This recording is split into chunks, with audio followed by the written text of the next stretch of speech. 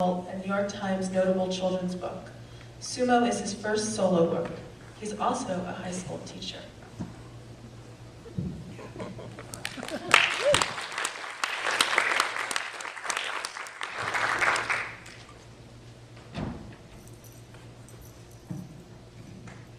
Hi, everybody.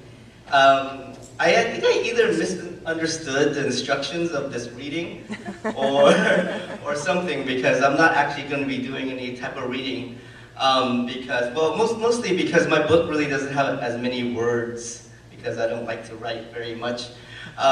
So I'm just going to be going to do a little talk about how Sumo came to be. Okay, so this is Sumo, by the way. It's going to be published by First Second, and the reason that there's nothing to buy here is because it won't be out to actually December. But Sumo took me a really long time to make. Oh, I get to do this. Okay, so Sumo came to me in a dream, actually. I never remember any of my dreams. I'm one of those people that have dreams and then wake up and like, oh, that was an interesting dream, but I have no idea what it is, you know? So people would give me like, they'd give me tips on how to remember my dreams, you know, and I take all these tips down. And one of the tips was to, when you have a dream and you wake up, draw it or write it down immediately, you know? And I would write down all these dreams and then later realize that those dreams weren't even that awesome to begin with. I don't know why I did it. But this time, I had this dream, and it was this dream, and it was basically me, and I was a sumo wrestler, and I was floating in the sky with all these big fishes floating next to me, you know? So I woke up, and I was like, oh man, that dream is awesome. So I drew it, and so this is the actual page of what I drew when I woke up. Okay, so there's me up there, and I'm floating in the sky with fishes. A lot of people have told me what it could mean, but I think it just means that I thought I was fat.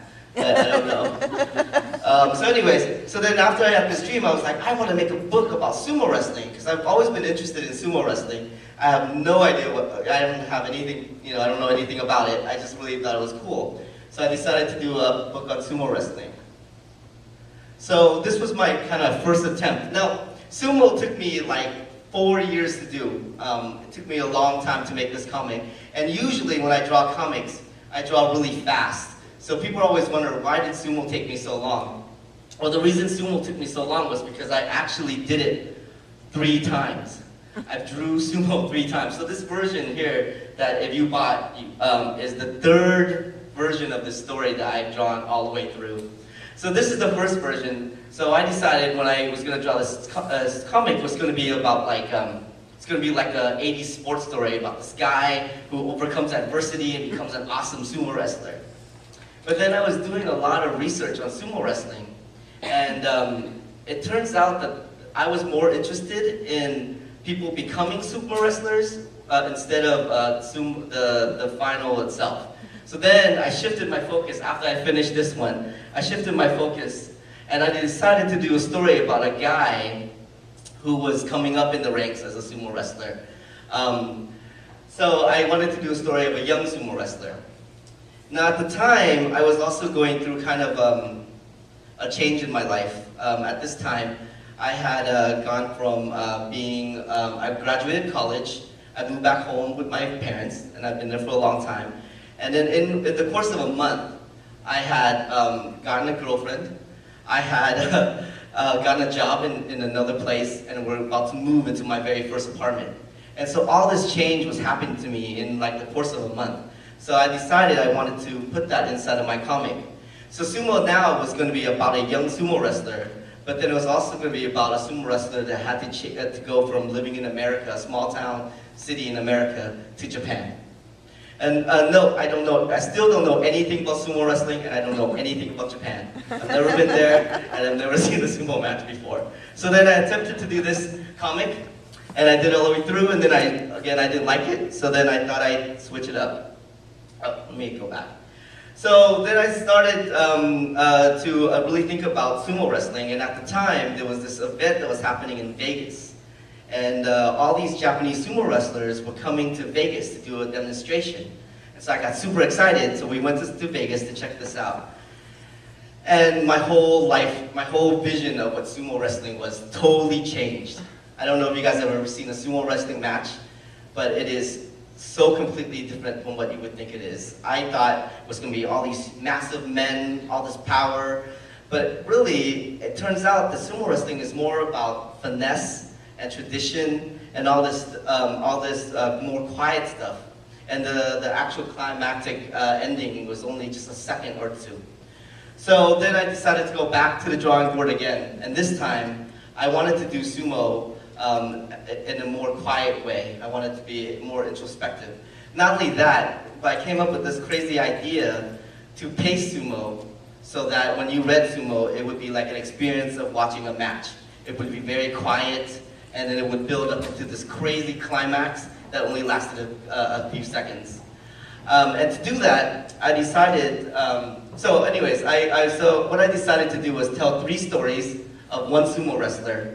And each story, and it would be interlocking stories. And one story would be him deciding to move to Japan to become a sumo wrestler. One story would be about him who just arriving in Japan, becoming a sumo wrestler. And then the last story is him trying to go up in the ranks of sumo. So this represents how the book is told. Each color represents a different story. Orange represents the past. Periwinkle represents the past in the United States, and then green represents the past in Japan. So I alternated the story that way. Then I went to this it was like a panel at a comic convention, and the panel was by this guy named Matt Madden, and the panel was about this comic movement called Obako or Obipo. I don't really know how it's pronounced. But basically what it is, it's comics that have a restriction to them. Doing a comic with a restriction to it. This great comic book artist named David Lasky, he did a comic where every single panel would start with a letter of the alphabet. So there would be 26 panels, and each panel would start with a different letter of the alphabet. So that was pretty amazing to me. So I decided I was going to do the same with sumo. So what I did was, I decided to when I would flash back to different stories, that as I flashed them back, the increments of flashing back would be smaller and smaller and smaller and smaller and smaller as the story goes. So the first time you read it, it's going to be 13 pages of him in Japan. And then when I flash back to him in the past, it will be 12 pages, and so on and so on. So that I can pace the story like a sumo match. So it goes slow and in the beginning, and then it would come to this crazy climax towards the end, and then a nice little epilogue. So sumo is paced in this way. And so what's hard about this is that if I wanted to change something in one of the sections, I had to change all the sections.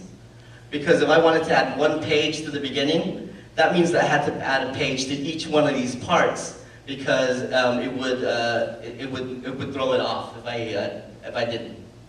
So when I first made sumo, it was black and white. It's just ink like this. I did it on just typewriter paper. I did it with a pencil, and then I put ink right on top of the typewriter paper, and I scanned it. And then I put on the computer, I put these gray tones to it. This is like a fake zipatone dots that you can do on Photoshop. And then my first version, this is the first cover right here. This is a 2-color silkscreen that I did myself. And so the first version is handmade. So I made 100 of these. And they're all just Xerox. The pages inside were Xerox. The covers were silkscreen, and then it was Japanese that I bound each one of these books. So it took a long, long time to make. Each one of these books probably took me like 20 minutes to make. And then I went to Ape and I sold them. I wanted to make 100 of them. That's all I was going to make. I was going to make 100 copies, and I just sell out the 100 copies, and that was it. Because it took so long, I only made 50. So then this company called First Second, which is it's owned by a big company called Macmillan in New York. One of the editors picked it up, and she really liked it. So she contacted me about publishing it, and so she wanted to publish the story. But the story at the time was only 85 pages, and they only wanted to publish stories that were over 100 pages long.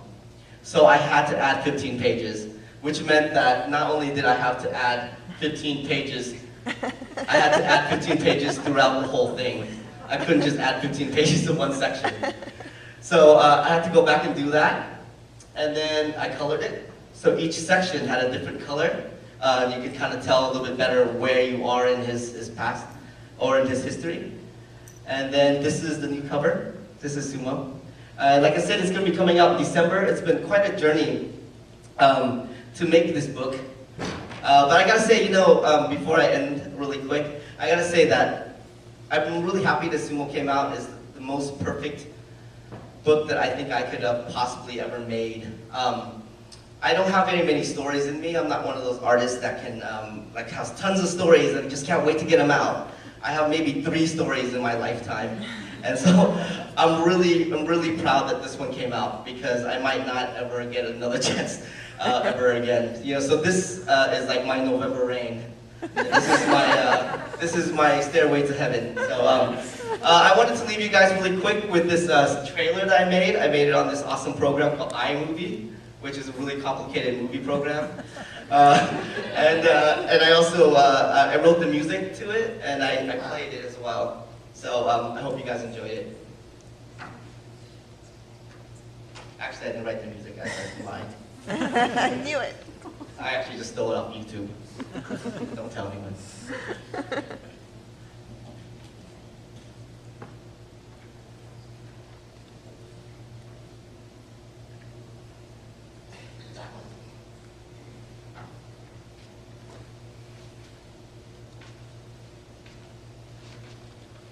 I hope I didn't break the machine.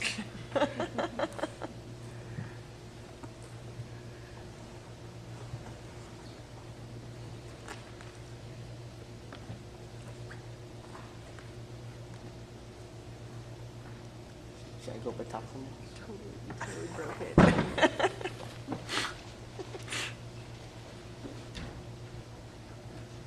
So I guess I broke the machine, so that means I can talk some more.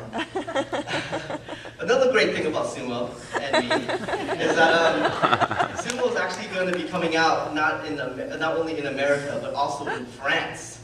And it's going to be in French. So if you guys are excited about that, or if you guys can read French, then you might want to pick that up as well. Also, okay. Sumo's awesome.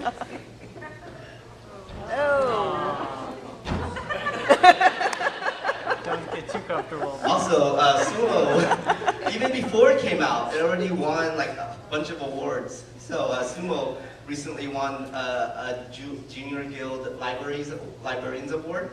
Oh, okay, it did. It won another award.